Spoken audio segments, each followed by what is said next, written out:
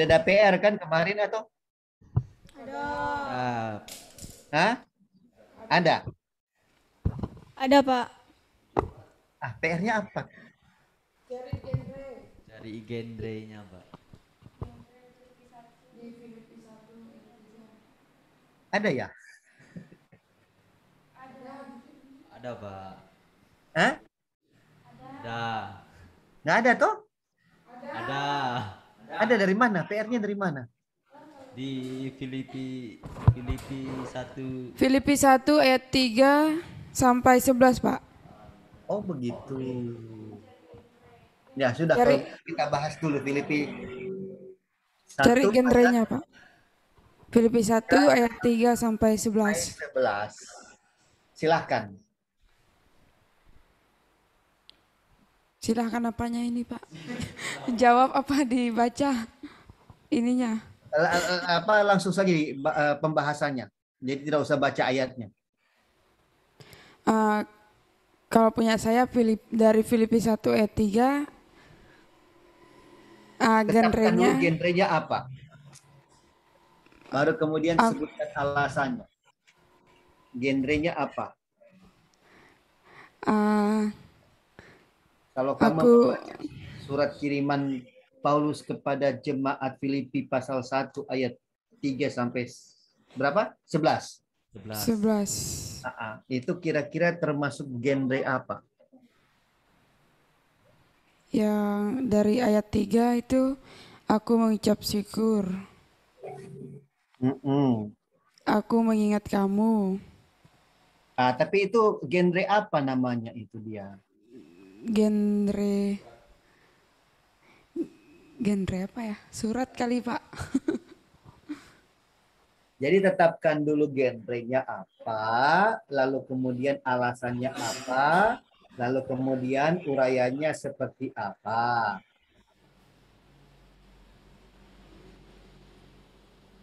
Apa kita mulai dulu dari luar kelas ya?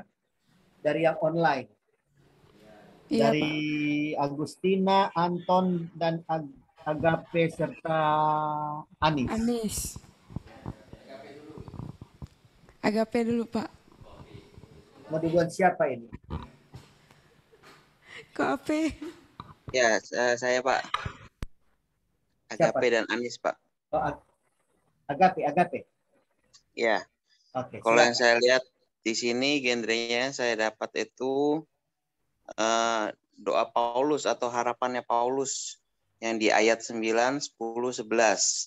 Yaitu yang pertama doa Paulus itu supaya kasih jemaat di Filipi semakin melimpah. Yang kedua, mereka memiliki pengetahuan yang benar. Yang ketiga, segala macam pengertian. Yang keempat, dapat memilih apa yang baik. Yang kelima, suci dan tak bercacat. Yang keenam, penuh dengan buah kebenaran.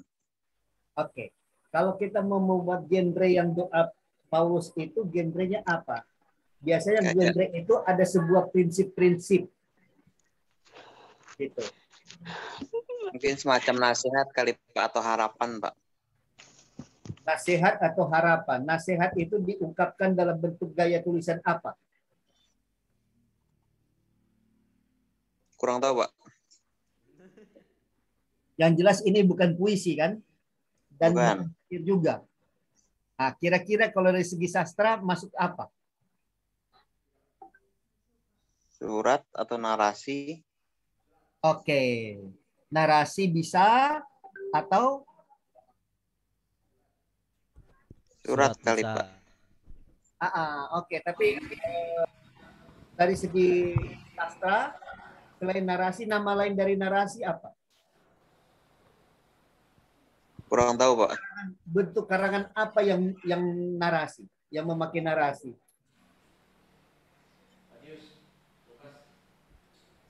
Kenal dengan istilah prosa? Pernah dengar, Oh iya Pak? Pak.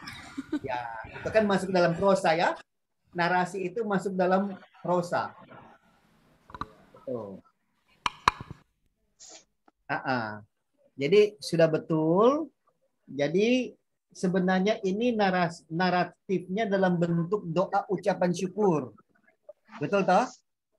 Iya Pak. Sepakat ya? Sepakat ya? Sepakat. Ya, Dalam bentuk narasi atau dalam bentuk prosa, itu kan prosa kan sebenarnya uraian ya. Sama dengan istilah narasi. Narasi juga uraian atau cerita. Cerita. Nah, doa ucapan syukurnya Rasul Paulus diceritakan kepada jemaat Filipi. Teman-teman di kelas bisa merasakan tidak?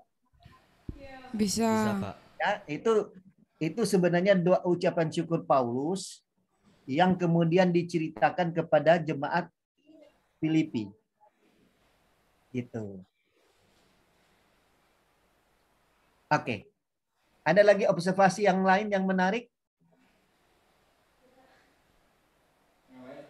Nah, ini sepertinya di ruang Zoom ini ada Naomi Ohana.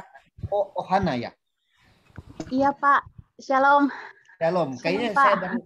saya baru tahu. Ya, Maaf ini calon Pak, saya terlambat.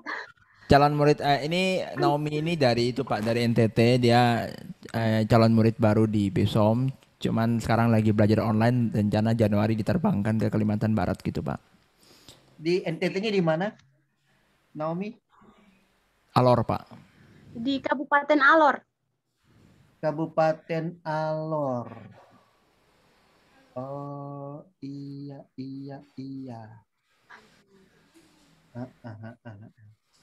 Kayaknya saya pernah ke Alor 2019, tapi saya lupa di mana. Alornya kamu di mana? Di Kalabahi. Oh, di Kalabahi. Ya. Oh, gitu. Oke.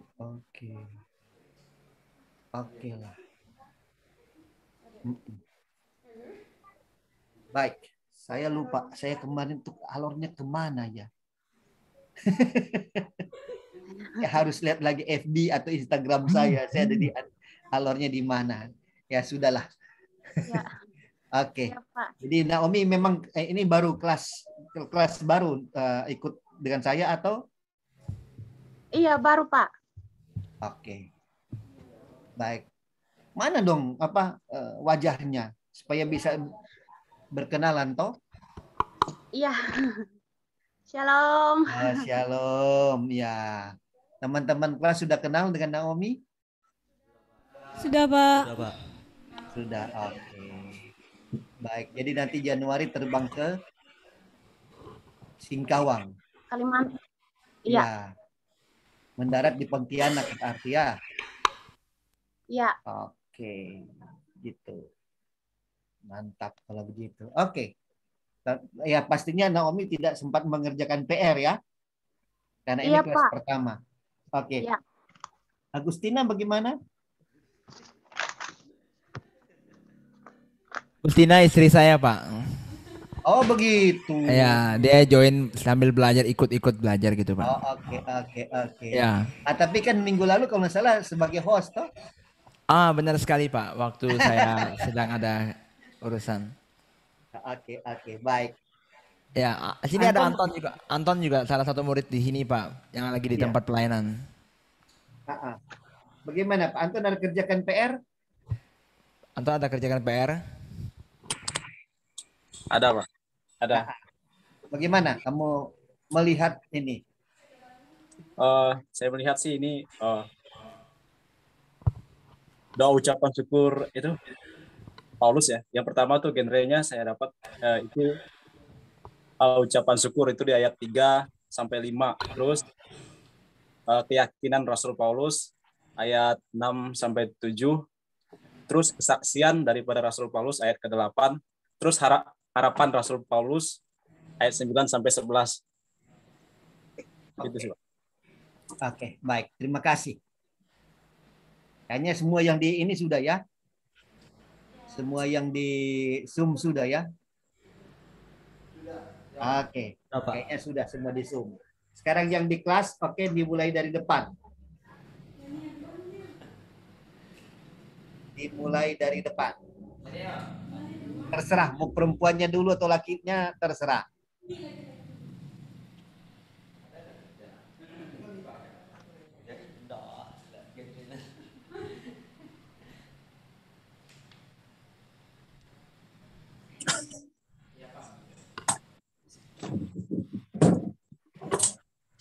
Ya, punya saya genrenya Pak yang tentang harapan Paulus, yaitu 10 dengan 11, tentang doanya Paulus, ayat 3 dengan 5,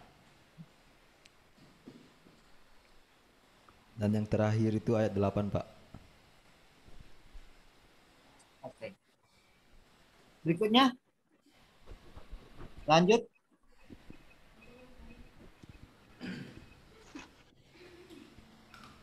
Kalau saya genrenya Boleh keras sedikit kah suaranya? iya Pak. Kalau genrenya itu tentang doa Paulus, ucapan syukur. Yang tentang dia mengucap syukur itu dari ayat yang ketiga sampai ayatnya yang ke-5. Tentang harapan Paulus dari ayat yang ke-6 sampai ayat yang ke-7.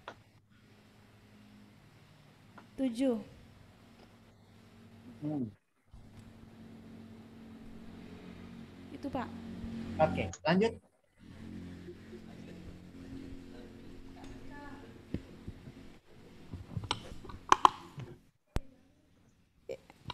Ya kalau punya saya Pak, kalau ayat yang ketiga sampai yang keenam, sampai yang kelima, yaitu genrenya bicara tentang ucapan syukur Paulus kepada Allah. Yang kedua adalah suatu keyakinan Paulus kepada Allah. Terus yang ketiga adalah harapan Paulus. Dan yang keempat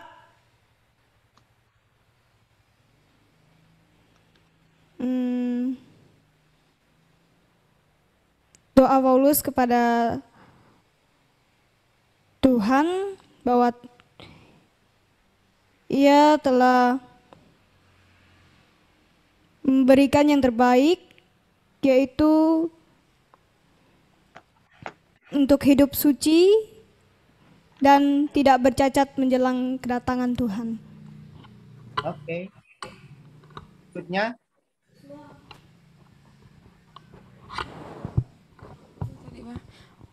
Tadi punya saya udah dibacakan Pak ayat 3, 4, 5. Boleh diulang.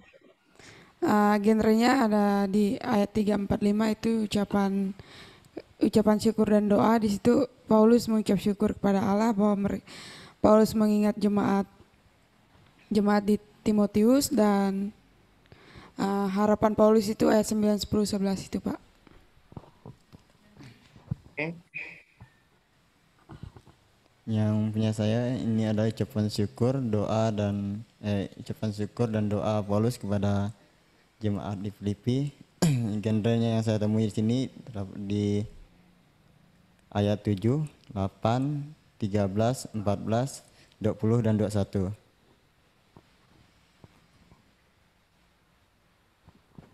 Oke.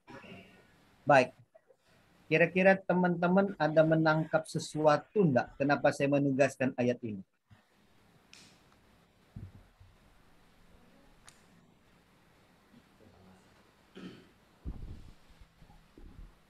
Ada yang kira-kira bisa menangkap enggak? Kenapa saya memakai atau memilih perikop ini untuk Anda selidiki?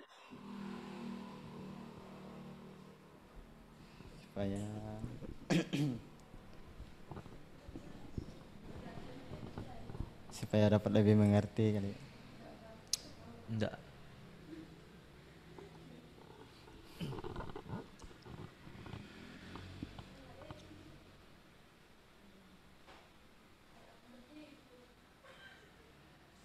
Anton, bagaimana? Ada observasi? Apa yang menarik dari Filipi pasal 1 ayat 3 sampai 11?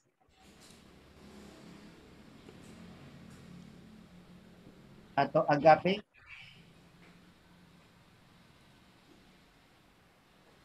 Atau Ibu kalau, Agustina? Agape, silakan. kalau saya mungkin dari Filipi 1 ayat 3 sampai 11 ini sebagai permulaan untuk kita bisa mengkelompokkan kira-kira Paulus mau berbicara apa kepada jemaat di Filipi. Oke, Jadi ini pengawalannya, Pak. Kira-kira ada ayat yang menarik tidak?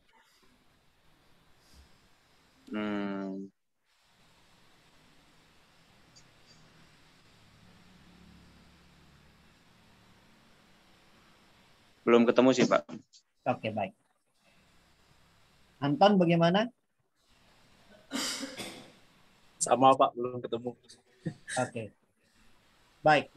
Saya sengaja memberikan ayat ini karena saya lihat yang di kelas ini rata-rata ABG. Rata-rata ABG. Dan saya kurang tahu apakah Anda pernah menggunakan salah satu ayat di dalam pembacaan kita untuk dikirimkan kepada kekasih hati. Pernah kata mereka, Pak. Yang di ayat berapa? Di ayat 3, Pak. Ayat 3 katanya, Pak. Kenapa? Karena kalimatnya kan aku mengucap syukur kepada Allahku setiap kali aku mengingat kamu.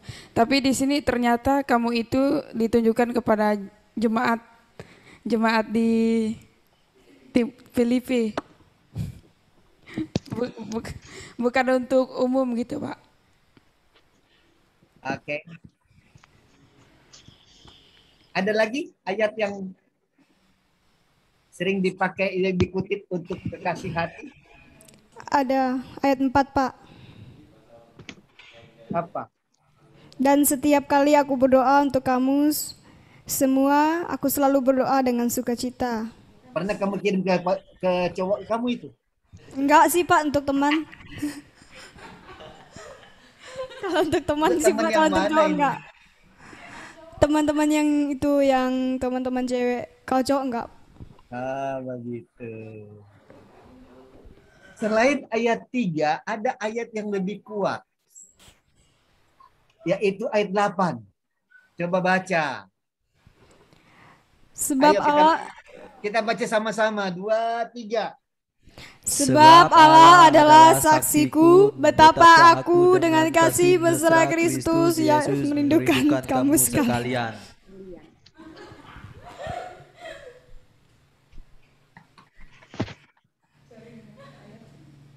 Itu kan ayat yang seringkali disalahgunakan untuk pacaran, toh? Pacaran kelihatannya pacarannya Alkitabiah, padahal tidak Alkitabiah itu. Dari Pak, kayak Roma juga, Pak. Iya, betul. Roma 1 ayat 8. Betul. Tapi yang ini Filipi 1 ayat 8 kan kena, toh?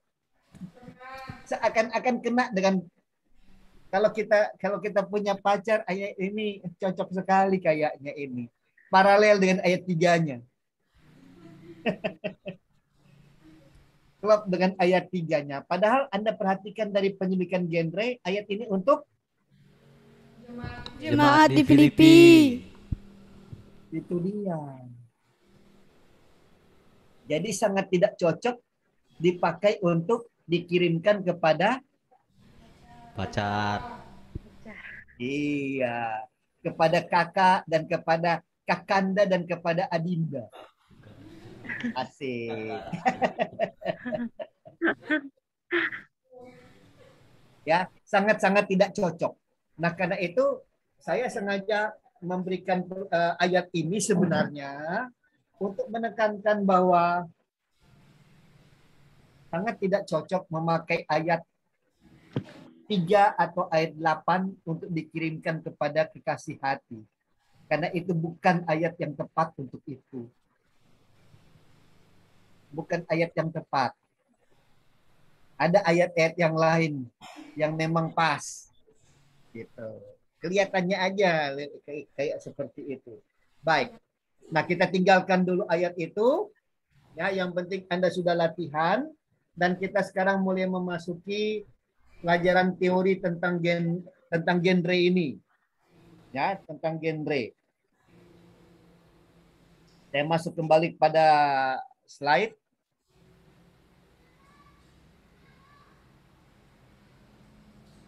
Sudah kelihatan slide-nya? Sudah, Pak. Oke. Sudah, Pak.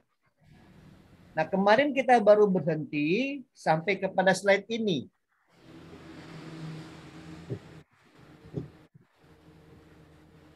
Betul tak?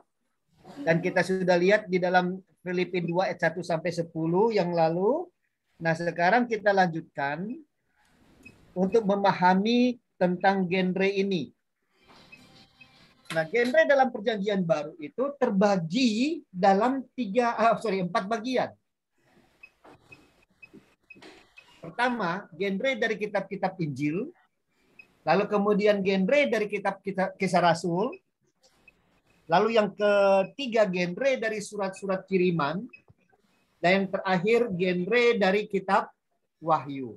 Nah, ini coba dilakukan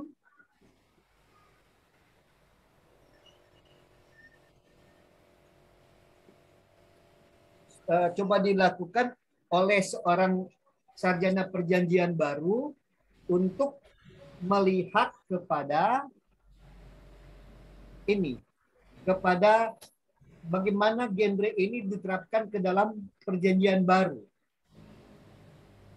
Oleh karena sebenarnya kita mengalami banyak kesulitan di dalam mempelajari genre perjanjian baru. Sekali lagi sebenarnya belum ada ahli yang merumuskan genre dalam perjanjian baru itu selain daripada orang-orang tertentu yang mencoba merumuskan, tapi belum ada yang bakunya, belum ada yang diterima oleh semua ahli tentang bagaimana genre perjanjian baru itu. Oke.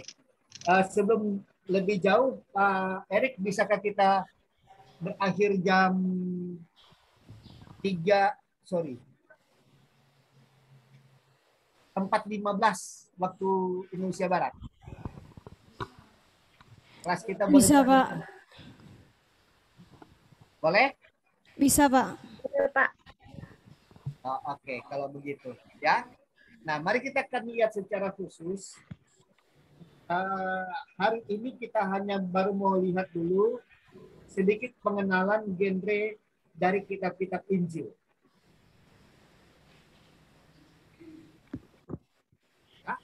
Oke. Disebut Injil karena pada penulisan teks asli tertulis Injil menurut siapa? Kalau Anda membaca kitab Matius, maka di pendahuluan surat ada tertulis Injil menurut Matius. Nah, sayang sekali Lembaga Alkitab Indonesia di dalam terjemahan baru tidak lagi menaruh Injil menurut. Tapi langsung tertulis di situ, mana Alkitabku? Di manakah Alkitabku? Mari kita buka bersama-sama di dalam Injil Matius dulu lah, atau Markus. Ya, Markus 1 ayat 1. Langsung tertulis di situ, inilah permulaan Injil tentang Yesus Kristus anak Allah. Langsung seperti itu. Padahal dalam teks terjemahan ke bahasa Indonesia yang terjemahan lama, ada tertulis di situ Injil menurut Markus. Baru inilah permulaan Injil menurut Markus tentang Yesus Kristus. Seharusnya penerjemahannya itu seperti itu. Ya, penerjemahannya seperti itu seharusnya. Tetapi ya sangat disayangkan kita pembaca-pembaca modern di Indonesia tidak familiar atau tidak terlalu dekat langsung buka Alkitab bahasa Yunani, teks asli Yunani. Yang sebenarnya kalau kita buka teks asli Yunani, ada ditulis Injil menurut siapa? Menurut pengarangnya. Kalau dia Markus ya Markus, kalau dia Matius ya Matius. Ya, ini yang perlu teman-teman pahami terlebih dahulu. Jadi sekali lagi disebut Injil karena pada penulisan teks asli tertulis Injil menurut titik-titik-titik yang sesuai dengan nama penulisnya, nama pengarangnya. Ini yang perlu teman-teman garis bawahi terlebih dahulu. Nah, sementara itu kata Injil itu sendiri dalam masyarakat sekitar masa penulisan Perjanjian Baru menunjuk kepada pengumuman kemenangan perang. Jadi euangelion, ya, euangelion itu lebih menunjuk kepada orang, si pembawa berita. Jadi misalnya Singkawang itu sebenarnya masuk suku apa ya? Masih Dayak atau tidak? Masih ya? Masih masuk Dayak ya kalau Singkawang? Masih, Pak. Dayak apa ya di sana? Kalau Singkawang Dayak Ahe, rata-rata Pak. Dayak apa ya? Dayak Ahe. Hah? Dayak Ahe, Pak. Ahe. Hah? Dayak Ya, apa? Pak. Dayak Ahe, Pak. Ahe. Oke. Nah, misalnya Dayak Ahe, misalnya diserang oleh Dayak apa, yang tetangganya apa? Dayak Ahe tetangganya apa? Yang paling dekat dengan Dayak Ahe apa? Suku apa? Dayak Bajari, Pak. Gajari.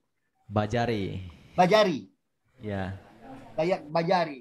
Misalnya Dayak Bajari serang. Lalu kemudian Dayak kalian Ahe itu bertahan dan akhirnya bisa memukul mundur Dayak Bajari. Nah, euangelion itu adalah dia mungkin orang yang bangkit paling apa maksudnya orang Dayak Ahe yang paling nggak berguna lah. Tentara yang paling nggak berguna. Nah, dia itu disuruh pulang ke kampung, ya, pulang ke Singkawang untuk apa? Memberikan pengumuman kemenangan. Teman-teman, saudara-saudaraku, terima kasih dukungannya. Kita sudah menang. Dayak Bajari itu sudah lari terbirit-birit. Mereka kalah. Nah, reaksi penduduk kampung apa? Keluar semua dari rumah. Masa, iya betul, kita menang, kita berhasil pukul mundur. Nah, apa yang jadi? Masyarakat di kampung akhirnya membuat pesta kemenangan. Sehingga ketika pasukan kalian itu pulang, pasukan yang sudah menang perang itu pulang, sama-sama bikin perayaan. Tapi pengumuman kemenangan itu sudah ada euangelion dulu yang datang. Pembawa beritanya disebut euangelion, ya, pembawa kabar baik, sementara beritanya sendiri disebut sebagai euangelia. Ya, euangelia. Kabar baik. Ya, kabar baik. Itu sebenarnya yang dimaksud atau yang dipahami oleh orang-orang di sekitar penulisan Perjanjian Baru tentang kata Injil.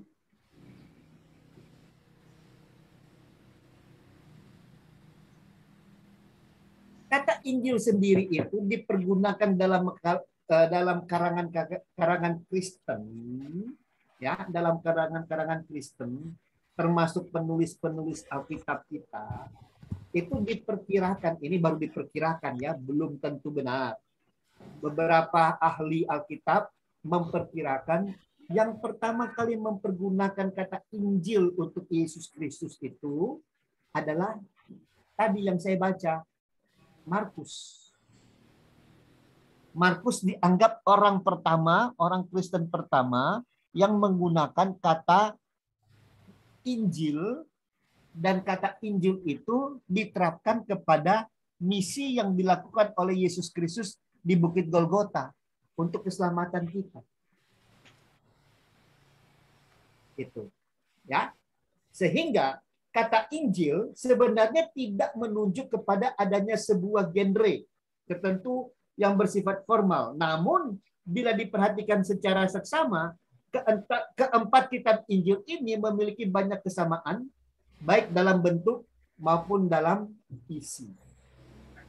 Markus pertama kali memperkenalkan yang namanya Injil, dan kemudian penulis-penulis yang lain mulai menerapkan atau menaruh nama Injil kepada surat-surat yang mereka, kepada kitab-kitab yang mereka tulis.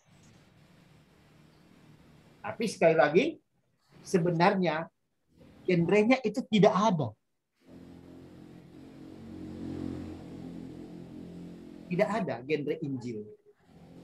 Hanya ketertarikan orang-orang dengan melihat kenapa kok keempat kitab Injil banyak samanya. Nah, sehingga memungkinkan dibuatkan sebuah genre tertentu. Sekali lagi, genre Alkitab belum ada satupun aturan bakunya, belum ada. Kalau orang-orang yang coba merumuskan genre-genre perjanjian baru, itu ada beberapa. Belum terlalu banyak, sehingga belum menjadi sebuah diskusi akademik untuk dapat merumuskan genre-genre dalam perjanjian baru. Nah, adapun genre yang saya coba buat, ya, genre yang saya coba buat ini, itu kalau teman-teman bisa beli bukunya, itu saya ambil dari buku ini. Ya, jadi saya tidak ngarang sendiri untuk membuat teorinya. Tapi saya ambil dari buku ini, buku karangan dari 3 orang, William W. Kane, lalu Craig L. Blomberg, serta Robert L. Hubbard. Kayaknya sepertinya sih nama-nama orang Jerman. Penulis dari 3 orang penulis dari buku ini. Lumayan tebal. Ya, lumayan tebal. Ini buku terbitan dari Seminari Alkitab Asia Tenggara yang ada di Kota Malang. Ya, gitu. Jadi saya membuat teori ini tidak dengan sembarangan, tetapi saya mengacu kepada buku terbitan buku karangan dari ketiga orang tadi.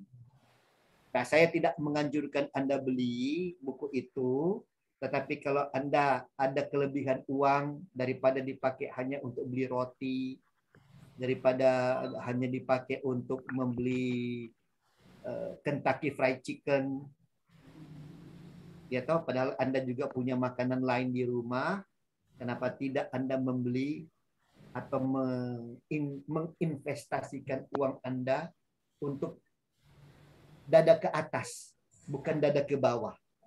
Ngerti kan maksudnya? Kalau Anda hanya pakai beli Kentucky, itu artinya dada ke bawah. Tetapi kalau Anda menginvestasikan uang Anda untuk membeli buku, itu Anda investasi dada, atau lebih tepat leher ke atas. Ya, leher ke atas. Gitu. Dan itu investasi yang sehat. Kalau Anda menginvestasikan leher ke bawah, itu biasanya, kalau untuk Anda sih masih muda begini, belum terlalu kentara. Tapi itu Anda sebenarnya sementara investasi untuk penyakit. Nanti kalau usia Anda sudah di atas 35, Anda bisa mulai mengalami, mulai merasakan, aduh, terlalu banyak makan Kentucky Fried Chicken, kolesterol naik. Ya, kolesterol naik, darah pun mulai ikut naik. Nah, loh. Gitu, ya.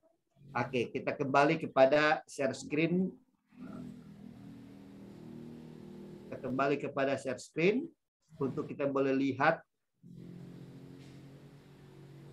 selanjutnya. Oke. Genre kitab Injil dalam penelitian modern. Dalam sebagian besar sejarah kekristenan, kitab Injil dipandang sebagai kitab biografi dan riwayat pelayanan Yesus. Itu pada bagian awal. Namun ternyata penelitian belakangan ini menunjukkan bahwa Injil Markus dan Yohanes itu tidak memuat kelahiran, tidak memuat masa kanak-kanak, ataupun masa remaja Yesus. Sehingga dianggap kurang tepat pandangan lama yang menganggap kitab Injil itu sebagai kitab biografi dan riwayat pelayanan Yesus.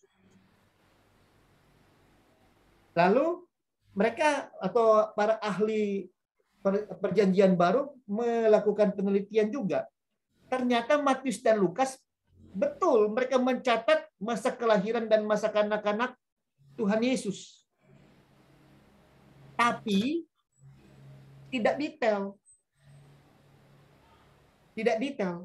Ambil contoh. Dalam kitab Matius atau Lukas itu kita boleh lihat Yesus, Matius ya kalau tidak salah. Yesus kemudian mengungsi ke Mesir. Ya toh? Ke Mesir. Tapi tidak lagi diceritakan apa yang terjadi ketika Yesus ada di Mesir. Penyebab Yesus ke Mesir tahu? Apa yang menyebabkan Yesus mengungsi ke Mesir? Mau dibunuh. Iya, karena mau dibunuh oleh Herodes. Tapi peristiwa apa yang terjadi di Mesir, tidak satupun dari kitab Matius maupun Lukas yang memberikan catatan. Seakan-akan hilang. Dengan tiba-tiba, Perjanjian Baru menyodorkan kepada kita pengajaran Yesus di Bait Suci ketika ia masih berumur 12 tahun. Tapi itu setelah mereka kembali dari Mesir. Dan kita tidak diceritakan juga bagaimana kejadian atau apa yang dialami oleh Yesus ketika dia pulang dari Mesir dan masuk ke tanah mana itu? Halo? Masih ada orang? Ini jam-jam rawan ini. Jam-jam yang bisa bikin mengantuk. Apalagi di Manado saat ini sedang hujan lebat. Rasa-rasanya enak dipakai tidur. Singkawang bagaimana? Cerah ya? Baru selesai hujan, Pak. Baru juga selesai hujan. Kayaknya memang situasinya enak pakai tidur jam-jam begini. Ya. Nah, perhatikan di sini. Alkitab kita sedikit sekali data. Sehingga sulit untuk diterima, sulit untuk diyakini bahwa kitab Injil itu adalah kitab yang berisi biografi maupun riwayat pelayanan Yesus. Karena apa? Karena banyak data hilang. Banyak data hilang. Nah, kekurangan itu kemudian ada satu naskah, ada satu manuskrip Perjanjian Baru yang ditemukan kemudian, minta maaf saya lupa tahunnya, tahun penulisannya, itu tulisan Injil menurut Thomas. Nah, Injil menurut Thomas ini teman-teman kita Muslim hobi sekali. Dan itu mereka pakai untuk menyerang Alkitab kita. Mengatakan kitab kita itu sudah dipalsukan. Ketika kita bertanya, apa bukti dipalsukan? Buktinya, kitab Injil Thomas kok tidak diterima. Kitab Injil Petrus kok tidak diterima. Tidak menjadi kanon. Makanya dianggap palsu. Tapi tunggu dulu. Ternyata kitab Injil Petrus dan kitab Injil Thomas itu isinya apa? Isinya masa-masa kanak-kanak Yesus dengan siapa dia bermain, kemudian masa remajanya minta maaf, dengan siapa dia pacaran, dengan siapa dia menikah. Ya, itu tidak ada bukti pertanggungjawabannya. Tidak ada teks penunjang. Jadi kenapa ditolak di kanon? Karena tidak ada teks penunjang yang membuktikan kisah-kisah seperti itu. Dan apa peranan teman permainan Yesus dengan isi iman kita coba? Kan tidak ada. Itu. Tidak ada. Kita tahu pun siapa pacarnya Yesus. For what gitu loh. Untuk apa kita tahu? Gitu. Untuk apa kita ketahui? Ya kalau hanya sekedar untuk pengetahuan tambahan sih sah-sah saja, bisa-bisa saja. Tetapi kan tidak mempengaruhi iman kita. Kita tetap mengamini Yesus itu Tuhan dan Juru Selamat kita. Gitu. Tapi kalau untuk menjadikannya sebagai kitab kanon, tunggu dulu. Karena tidak ada yang mendukung. Markus tidak mendukung, Matius tidak mendukung, Lukas tidak mendukung, Yohanes apalagi. Gitu. Ya. Nah, jadi peneliti modern atau sarjana perjanjian baru modern itu melihat tidak mungkin. Kitab Injil itu bukan kitab biografi Yesus, apalagi riwayat pelayanan Yesus. Tak mungkin. Gitu. Nah, ada beberapa penamaan baru bagi kitab Injil yang diberikan pada para sarjana modern. Yang pertama, ada yang menamakan Greco-Roman. Kenapa disebut Greco-Roman? Karena dianggap bagian dari buku Roman. Apa buku Roman? Buku Roman itu adalah fiksi, ya, fiksi, kisah dongeng, bukan kisah dongeng sebenarnya. Fiksi itu seperti khayalan, imajiner, karya-karya imajiner yang pada waktu itu sangat-sangat laris manis di pasaran oleh karena itu cocok atau seirama dengan paham filsafat Yunani kuno. Banyak imajiner, banyak bayangan-bayangan yang khayal-khayal. Nah, itu makanya kitab Injil itu oleh beberapa sarjana perjanjian baru modern dikategorikan sebagai kitab Greco-Roman. Banyak fiksi yang sangat dominan dari keempat Injil. Ada pula yang memakai nama aretologis. Karena genre keempat Injil yang bisa dikelompokkan sebagai laporan dari rangkaian episode seorang manusia ilahi. Aretalo, ya, aretalo namanya. Itu. Mereka melihat keempat Injil punya kemiripan. Kisah Yesus itu mirip dengan aretalo. Makanya disebut aretologis. Dengan diselingi cerita yang dibesar-besarkan, cerita-cerita lebay tentang pencapaian yang luar biasa dari seorang pahlawan terkenal, ya, Aretalo itu. Pahlawan terkenal itu. Jadi Yesus disamakan dengan Aretalo. Nah, Anda perhatikan. Anda perhatikan ini.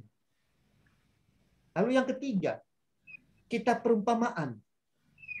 Kenapa dikatakan kitab perumpamaan? Karena genre keempat Injil didominasi oleh perumpamaan-perumpamaan.